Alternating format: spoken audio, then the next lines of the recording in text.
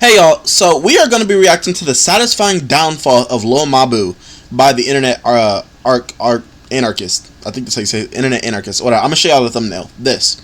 So, yeah, this is what we're going to be reacting to today. First ever reaction video, if you don't count the horror skits. Anyways, let's get it. You know what they say, fake it till you make it. However, in Lil Mabu's case, it's more like fake it till you lose almost everything. Mabu fell off for real. Boris being seen with Bonnie Blue to get his views up, only for him to get even lower than he used to. Mabu, please, you're better than this. Where are the bangers? This all begs the question, how did such a promising artist go from placing on global charts with over 8 million monthly listeners on Spotify to having a majority of his audience completely I ain't gonna lie, I probably got, what's that, must be out rapping big sound to the streets. All he did, he took was a plea. Mama get money. That's me. How that song called? It's like math.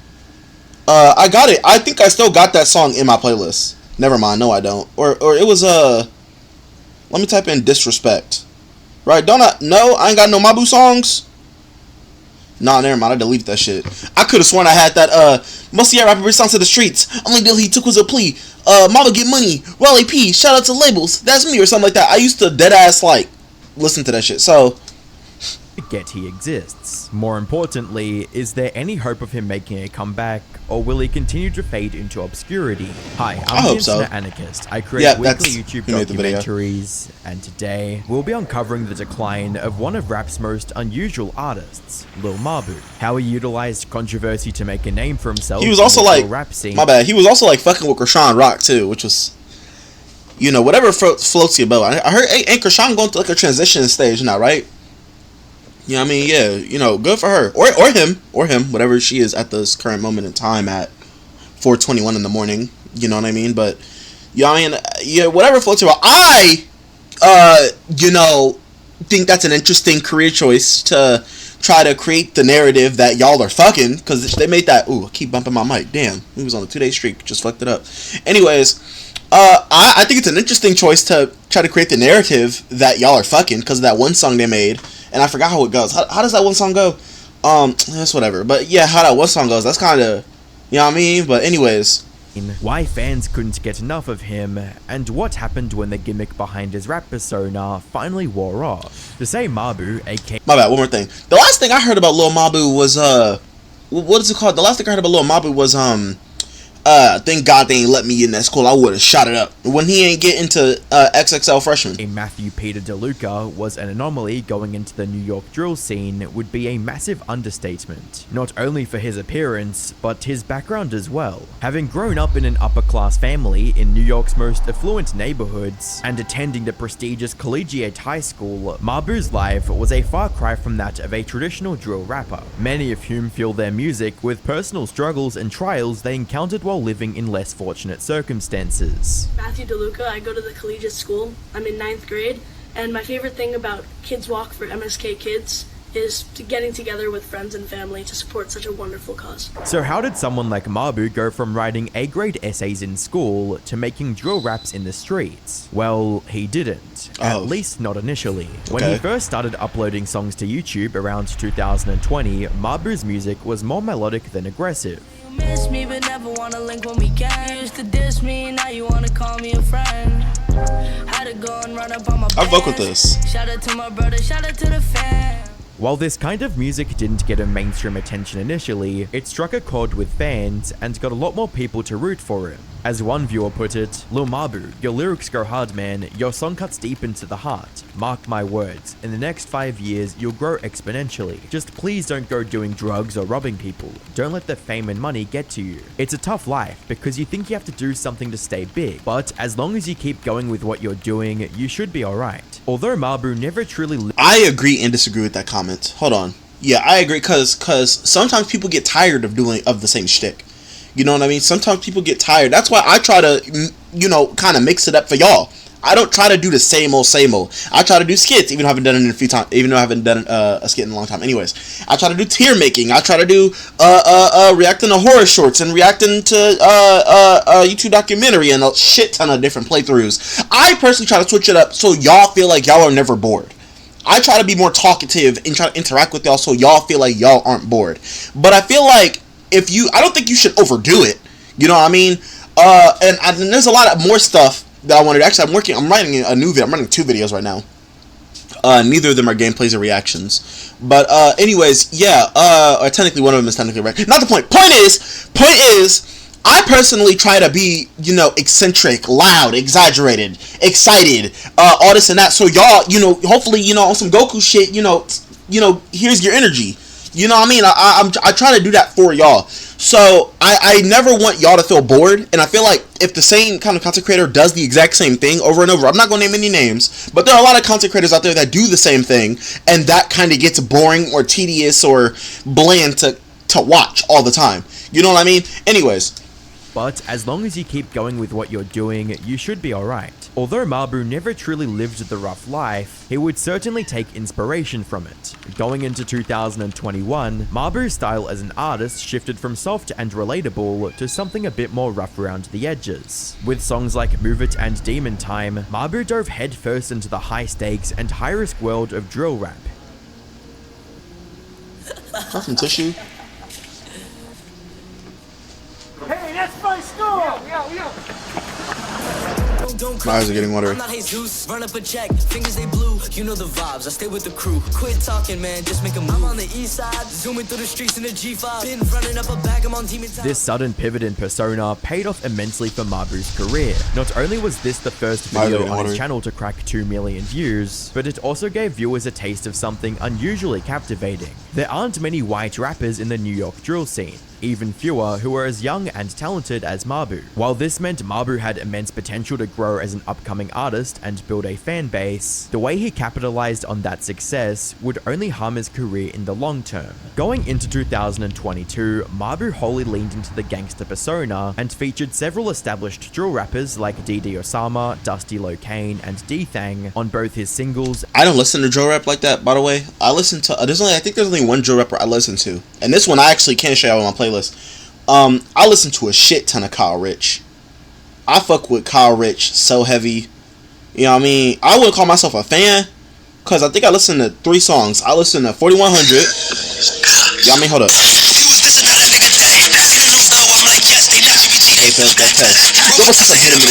You know what I mean? Yeah, I listened to that, and I listened to Bent. Hold up. Body count like Kim Kardashian. I fucked it up, but anyways, yeah, that's the only drill rapper I listen to. So that's like, I guess he was kind of my introduction into drill rap, at least to memory. There could have been someone else before him, but like I said, to memory. So Kyle Rich, if you ever see this, I fuck with your music. And newly released mixtape Double M's. In the music video for Throw, he even included a highly controversial scene glamorizing the harsh realities of street life. What do you do?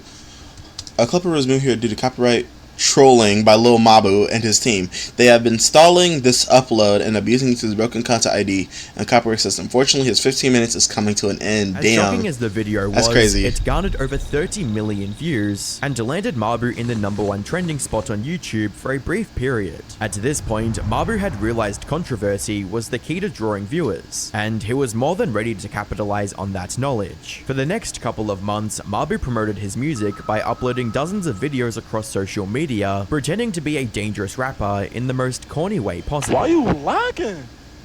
Lacking? What you mean, bro? Like, oh, you know where you at right now? Like, bro, I really take everything off you, bro. Like, I'm outside Dolly. You know Mabu's body, bro.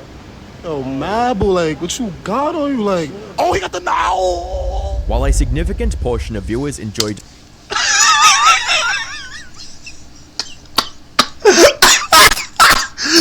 Street nigga that I know act like that see the pole.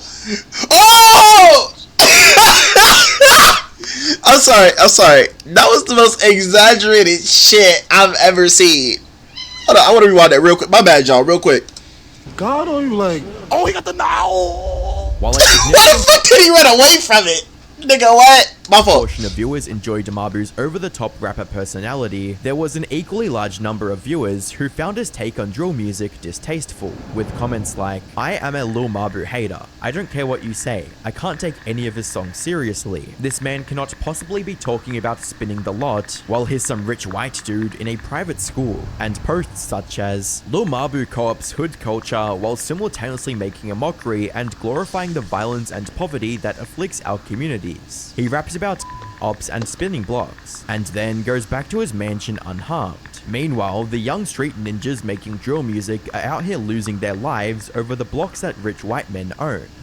Is ridiculous." These weren't the only negative concerns fans voiced about Mabu, as many speculated that he was an industry plant and that his rise to fame was manufactured by family members with powerful connections. Love him or hate him, Mabu was effortlessly using controversial situations to go viral on social media, and like judging what? by his prior statements, it wasn't his first time doing so. Looking back at the comments of his previous music videos, Mabu states that he has experience with digital marketing and credits that experience as the reason he hasn't signed with a record label, reading, "Not many people know this, but I'm a digital marketer and publicist. I have no label and no management. I run companies for industry heavyweights, and this is how I fund my music/execute these promotional campaigns. I'm not the kid whose parents fund his music that most people think I am. I started up the agency back in April, and that's how I've funded my music ever since." By the start of 2023, Mabu's mastery of social media marketing had allowed him to reach a global audience and managed to put one of his greatest songs, Mathematical Disrespect, on the Billboard Hot 100's number 90 spot. Combined with the nearly 100 million views the song generated on YouTube, it's no wonder why Mabu was seen as the next big drill rapper. Mabu's rap career wasn't the only part of his life where he was experiencing immense success, as he would graduate from high school around the same time. Matthew Peter DeLuca. However, in the midst of this rapid growth, Mabu would... I want to know, and maybe he's going to speak on the video. I want to know, where did he get Mabu from? Like, where did that name come from? stay away from his rap game for 2 months and return to viewers with this message. I just wanted to get on here and open up about my life the last couple months. As soon as I went to prom and I graduated high school, I finally had a moment to reflect on my evolution as an artist and my personal life and the sacrifices I've made to get to this point at a young age.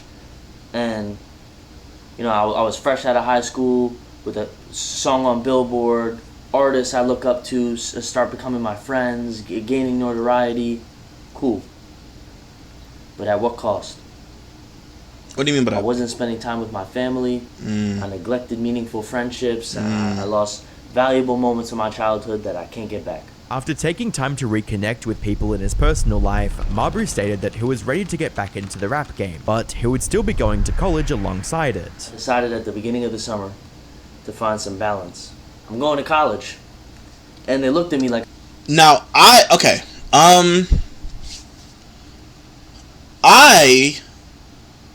For me, the grass is greener on the other side. The grass is greener on the other side for me. And what I mean by that is, I want to be where Mabu at well, not right now, but where he was in the time of him recording that video. When did he say? Actually, I'm not gonna rewind it. Anyways, right, that's where I want to be at personally.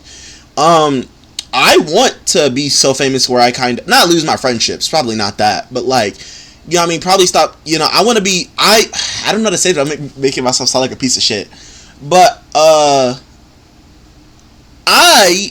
don't think I'm the closest with a lot of my immediate family members. And, you know, when I get famous or when I blow up or whatever, you know what I mean? I would like to be so famous where and it's not for because some of my family, you know what I mean, watches my videos. Some of my family watches my videos. And the ones that I've told about my videos, you are the family that I fuck with. You are the family that I love. There's one cousin of mine, amazing. I'm not going to say her name, but she knows who she is. And she was talking to my mom about how she was watching my Ninja Gaiden video, and I love her for it, and she knows who I'm talking to. I love her for it. She would be a part of the family who I plan to keep in my circle once I blow up, but not everyone in my family will be coming up with me once I come up. I'm not gonna say who. I'm not gonna say names, and not like it would matter. So because I think a majority of y'all don't even know who I'm talking about. But you know, that's just me personally.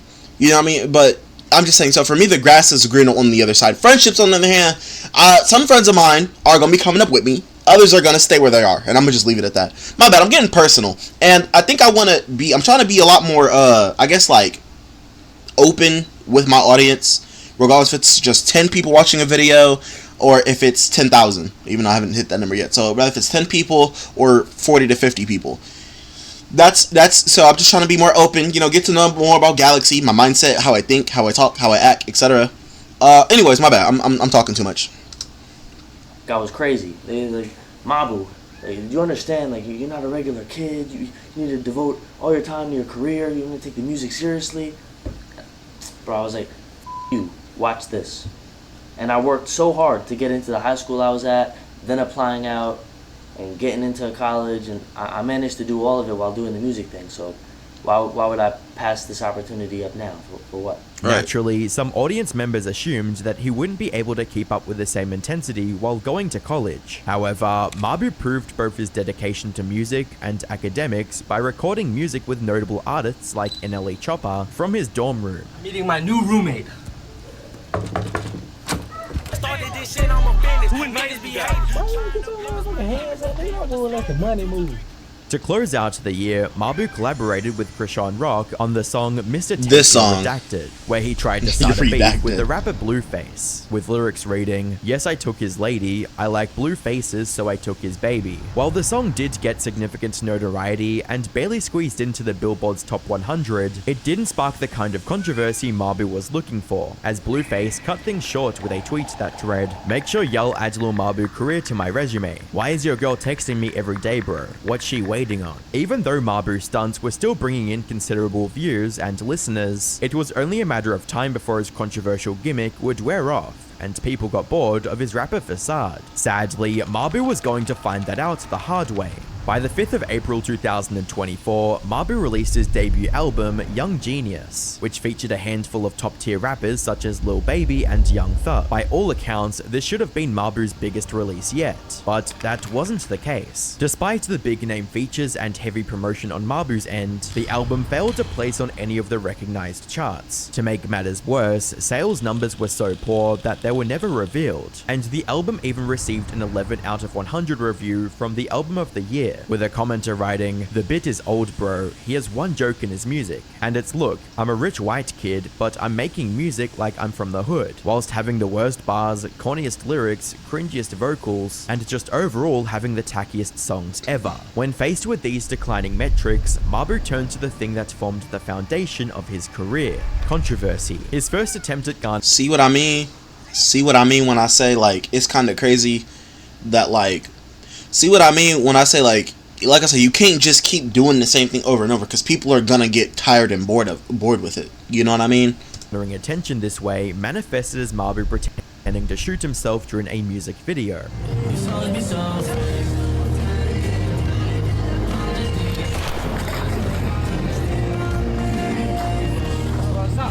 On the 27th of June 2024, he moved on to something more elaborate and dropped the song Bang Bang, dissing the XXL freshman class for not including him in their annual list.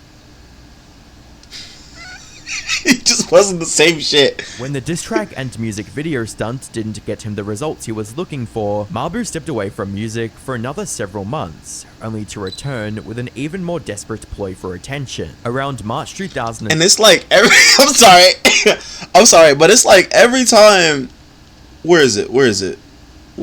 That's whatever. But it's like every time he puts that, like, you know, hey, this clip has been removed, it's like he says something so, not vicious, but he says something so mean, because like he irritated that they just took that shit down. That's funny to me. Only to return with an even more desperate ploy for attention. See what Around I mean? March 2025, Mabu began gravitating towards the OF model Bonnie Blue, best known for her controversial 1000 Men in 24 Hours stunt, with a Mabu caption reading, "Her holes are for everyone, but her heart is mine." From going on a stage to dinner with Bonnie, to potentially doing explicit acts with her during an NBA game, Mabu was willing to do anything to bait the internet into engaging with his platform, but it wasn't going to work.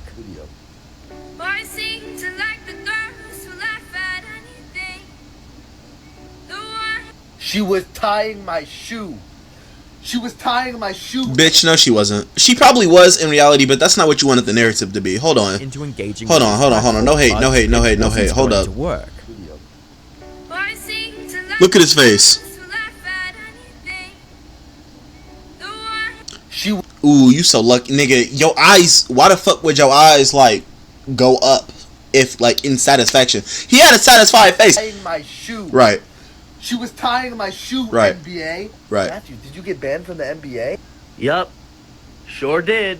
Damn. Looks like I won't be going to any more WNBA games either. 2 days later, Mabu released the song Bonnie Blue to capitalize on what little attention his stunts had garnered. However, the video would only get 2 million views and a very lukewarm response from fans. While Mabu's social media platforms are still showing positive growth, that said growth is nowhere near what it was a year ago and will likely go deep into the negative if he doesn't bring something fresh to the table. Mabu's entire music career and brand was built on the gimmick of being a privileged white kid cosplaying as a hardened drill rapper. For a while, it worked out well for him and brought in millions of viewers. But a gimmick can only last for so long. When the act began to grow stale, Mabu opted for adding even more controversy to the mix, but that only pushed viewers further away. Repeating the same routine with a few new stunts isn't going to get him back on the charts or sustain his career long term. There's no doubt Mabu is a talented rapper and marketer, but it doesn't look like that will be enough to make him the global superstar he was aiming to be.